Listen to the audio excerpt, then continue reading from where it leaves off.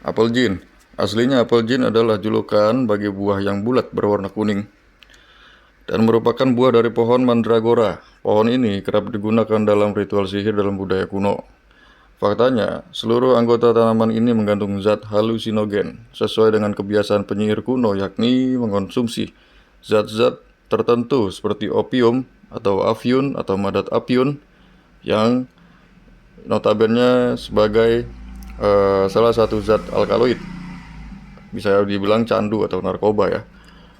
Dan kemudian apel jin ini, tuvaltul jin ini juga termasuk salah satu daripada bahan-bahan yang disebutkan di atas, yang sering digunakan oleh para penyihir zaman dahulu untuk ngefly ya, untuk ngefly. Bahkan terkadang ganja juga dipakai ya, cannabis, untuk merasakan efek ngefly dalam ritual dan agar lebih bisa mendalami ritual yang dilakukan. Jadi kalau sudah ngefly itu mereka baru masuk ke tahap pembacaan mungkin atau yang lainnya gitu ya, untuk memasuki lebih mendalami, lebih mendapatkan feelingnya lebih cepat karena dia masuk ke frekuensi theta. Kemudian dia masuk di frekuensi theta itu artinya sudah masuk di frekuensi alam semesta. Kemudian agar lebih bisa mendalami ritual yang dilakukan, namun apel jin di Indonesia tidaklah demikian. Tentu Anda sendiri tidak mau masuk ke dalam kondisi ngefly dalam urusan ini. Lagi pula, apel jin di Indonesia lebih dikenal sebagai media untuk merawat atau melengkapi syarat tertentu yang mana tidak membutuhkan kondisi ngefly. Oleh karena itu, apel jin yang sesuai adalah apel jin yang mengandung banyak bahan alami berenergi tinggi seperti racikan beberapa jenis resin langka dan ramuan kimia tertentu yang tidak beracun, namun tetap bisa membantu ritual Anda agar cepat masuk ke fase trans, bukan ngefly, atau sekedar untuk mengoles azimat.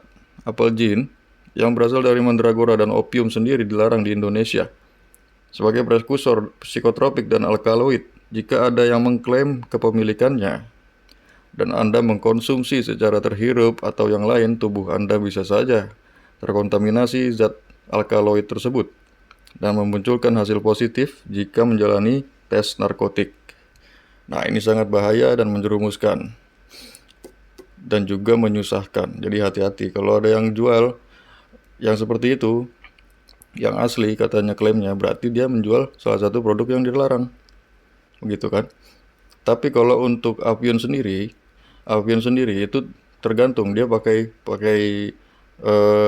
tanaman popi yang mana, karena apiun itu dari tanaman popi, dan dari apiun itu terdapat getahnya itu yang dijadikan sebagai madat candu itulah yang disebut-sebut di Meksiko sana sebagai heroin, sebagai morfin. Itu hasil olahan dari getah daripada si bunga popi ini, dari apiun ini. Dan itu juga yang dijadikan senjata oleh bangsa Belanda.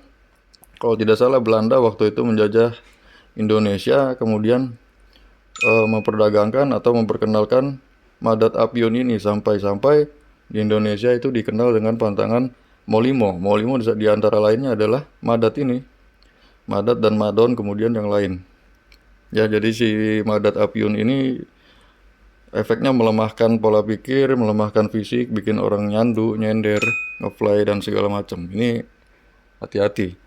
Makanya dia dipakai untuk masuk ke dalam trance supaya lebih mudah nembus frekuensi metafisika. Kan dulu penyihir begitu. Kita pun kalau wirid, kalau otaknya kemana-mana kan nggak masuk. Nah, sama dengan ini. Hati-hati nih apel jin nih.